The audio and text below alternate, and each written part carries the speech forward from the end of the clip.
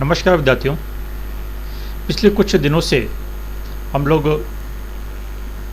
Theory के बारे में काफ़ी कुछ चर्चाएं करते चले आ रहे हैं, लेकिन क्योंकि प्रैक्टिकल भी आपके सिलेबस में बराबर का वेटेज रखता है, तो इसलिए प्रैक्टिकल्स के बारे में भी कुछ बातचीत करना ज़रूरी बन जाता है। तो आज हम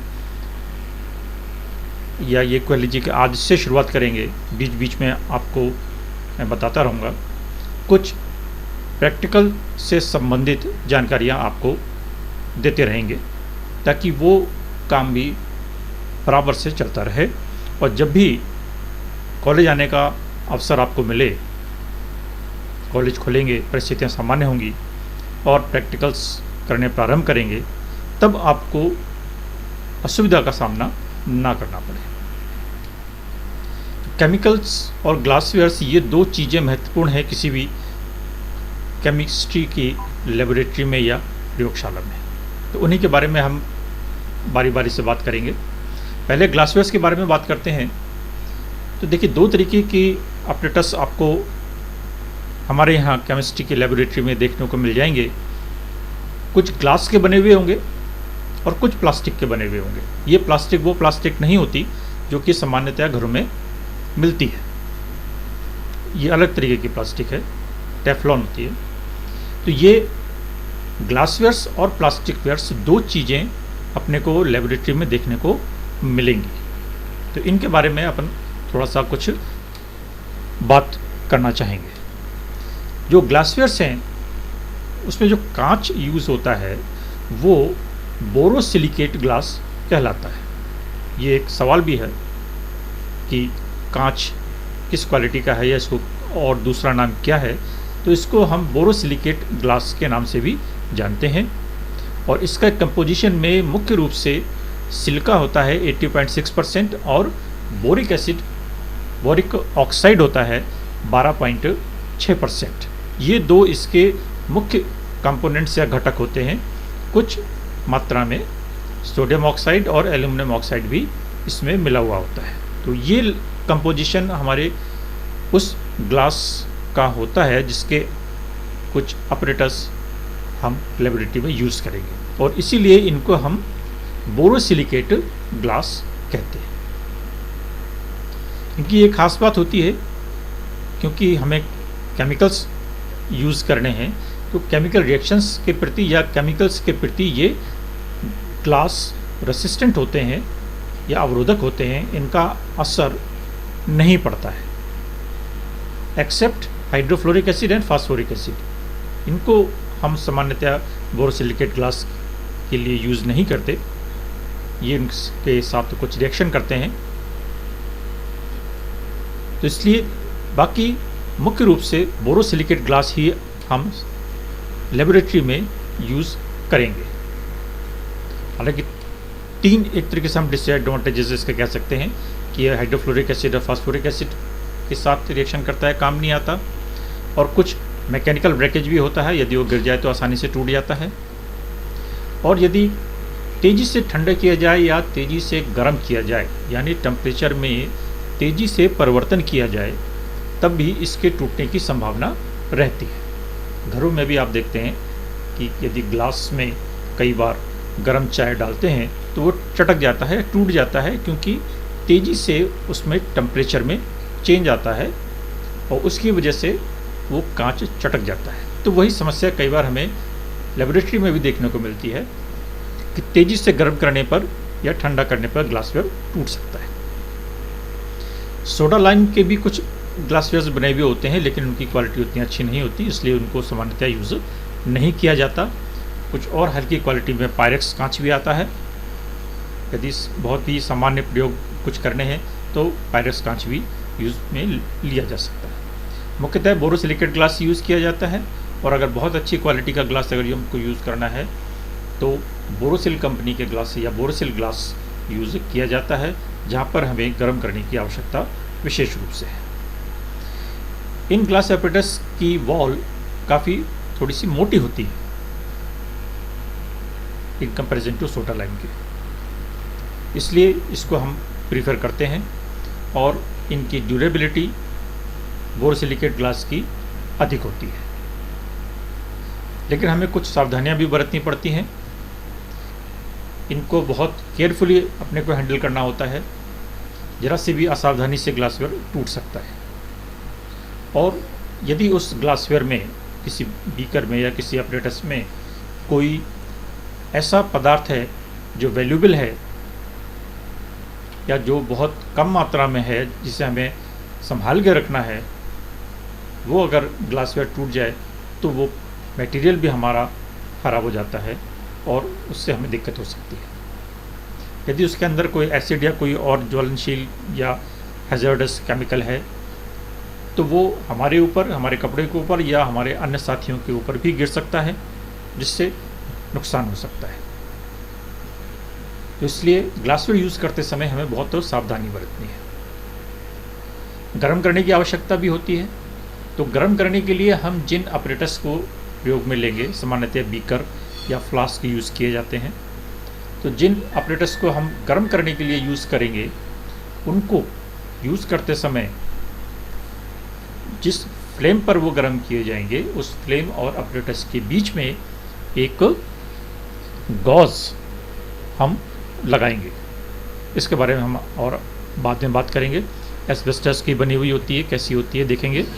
इसका मुख्य रूप से कार्य होता है कि ये ऊष्मा को सामान्य रूप से पूरे ग्लासवेयर में और उसके पूरे केमिकल में या जो भी लिक्विड रखा गया है उसमें सामान्य रूप से प्रवाहित करता है।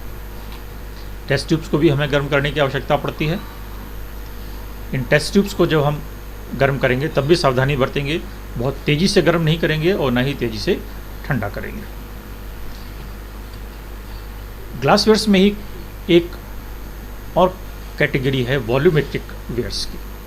कोई अलग नहीं है, ग्लासवेयर हैं ये भी, लेकिन इनको हम अलग से एक नाम दे सकते हैं वॉल्यूमेट्रिक वेयर्स।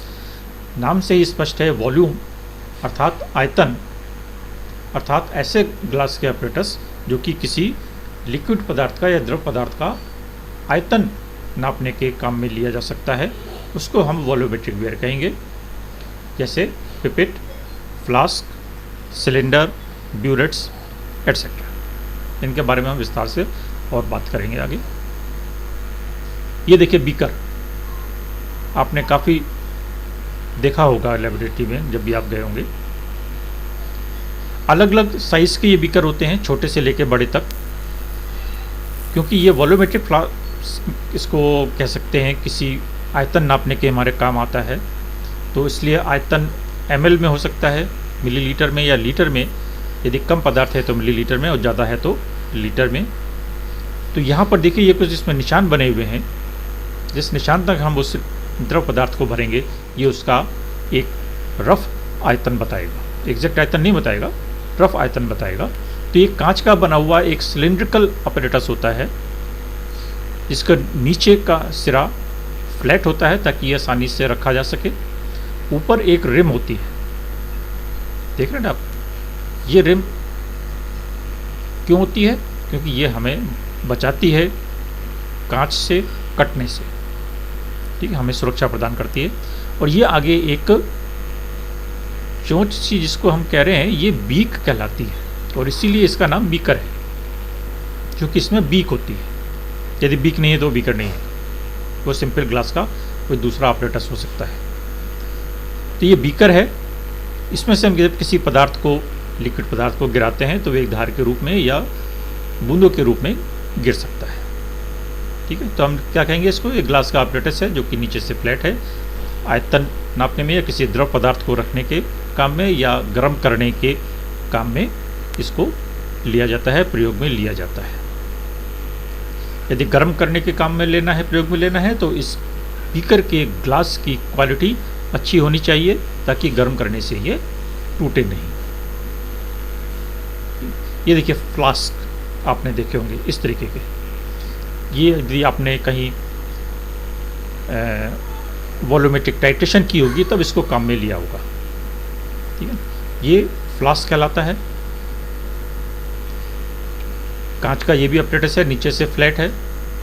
टाइट्रेशन करने के काम में लिया जाता है या किसी द्रव पदार्थ को बॉयल करने के काम में लिया जा सकता है। और ये देखिए ऊपर से ये पतला होता है। पतला होने के कारण या नेक पतली होने के कारण इसका एवेपोरेशन आसानी से नहीं होता। बीकर में यदि आप देखें तो ये हिस्सा खुला हुआ है, तो यहाँ पर यदि हम किसी द्रव पदार्थ को गर्म करेंगे तो उसका एवोपरेशन या वाष्पीकरण तीव्र गति से होगा, लेकिन यहाँ पर उसका एवोपरेशन थोड़ा स्लो होगा या देर से वो पदार्थ खत्म होगा या कम होगा।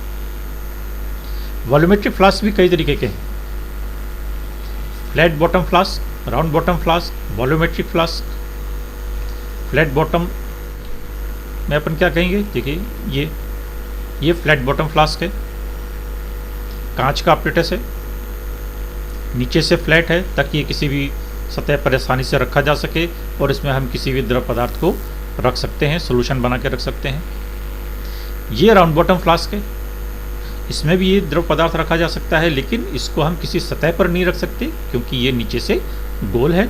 इसको हम इसकी नेक के सहारे किसी क्लैंप से और इसके स्टैंड में इसको लटका के रख सकते हैं या रखते हैं, तो इसमें हमें क्लैंप की ज़रूरत पड़ती है इसको सीधा रखने के लिए।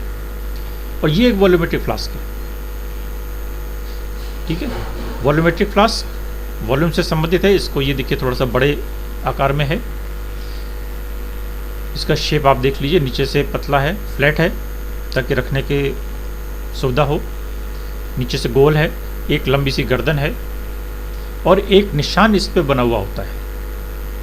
ये निशान बताता है कि इस निशान तक यदि हम किसी द्रव पदार्थ को इसमें भर लेते हैं तो ये जितनी कैपेसिटी का या जितने आयतन का होता है उतनी कैपेसिटी का वो द्रव पदार्थ इसमें भर जाता है।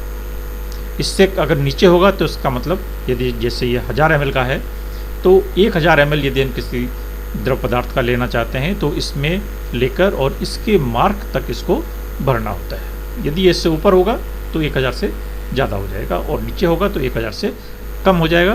तो किसी एक निश्चित मात्रा का द्रव पदार्थ या आयतन या कोई विलयन बनाने के लिए हम इस वॉल्यूमेट्रिक फ्लास्क का प्रयोग लेते हैं। ये 1000 ml यहाँ लिखा हुआ है, ये अलग अलग 100 ml, 250 ml, 500 ml अलग अलग कैपेसिटी का हमें देखने को मिल जाएगा। यहाँ पर भी आप देखें ये छोटा बड़ा अलग अलग साइज़ के हैं, ठीक। मेजरिंग सिलेंडर्स प्रयोग में लाएंगे, ठीक है। ये इस तरीके का आप देखेंगे, ये मेजरिंग सिलेंडर कहलाता है। ये छोटे से लेकर बड़े तक अलग अलग साइज़ में आपको मिलेगा जितना, और ये एक रफ वॉल्यूम किसी द्रव पदार्थ का लेने के काम आएगा। यदि पदार्थ हमें 10 ml, 20 ml, 5 ml कम लेना है तो छोटा सिलेंडर लेंगे, और यदि हमें 200 ml, 500 ml, 240 ml इस तरीके से अगर लेना है तो बड़ा सिलेंडर लेंगे। रफ एक्यूरेसी के लिए है, बिल्कुल एक्यूरेट के लिए नहीं है। इसमें निशान बने हुए होते हैं जो कि हमें उसके आयतन को बताने में सहायक होते हैं, ठीक है। तो ये एक्यूरेसी के लिए काम में नहीं है, लेकिन रफ सॉल्यूशन बनाने के लिए हम काम में लेते हैं। ये आप देखिए, ये रिएजेंट बॉटल है। ये तो खैर एक ही प्रकार से बनी है, इसका साइज़ अलग अलग हो सकता है, लेकिन reagent bottles 100, 250 ml, 500 ml, 1 litre, 2 litre कई मात्राओं में अपने देखने को मिल सकती हैं। और जैसा नाम है, ये रिएजेंट बॉटल ये सिलेंड्रिकल होती है, कांच की होती है, ऊपर एक स्टॉपर लगा हुआ होता है, और इसमें यदि कोई ऐसा रिएजेंट है जो कि कॉस्टली है, वैल्यूएबल है, उसके लिए हम छोटी बोतल यूज़ करते हैं, और अगर कॉमन यूज़ के रिएजेंट हैं तो हम बड़ी बोतल यूज़ करेंगे उनको स्टोर करने के लिए। और इस तरीके से एक काले रंग की बोतल या एक डार्क कलर की बोतल भी मिल सकती है देखने के लिए।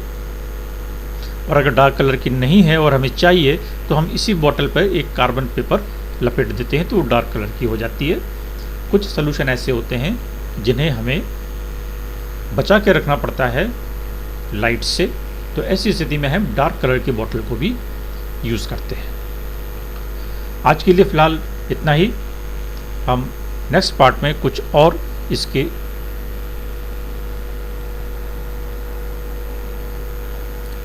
केमिकल्स के बारे में बात करेंगे और ग्लासवेयर के बारे में बात करेंगे।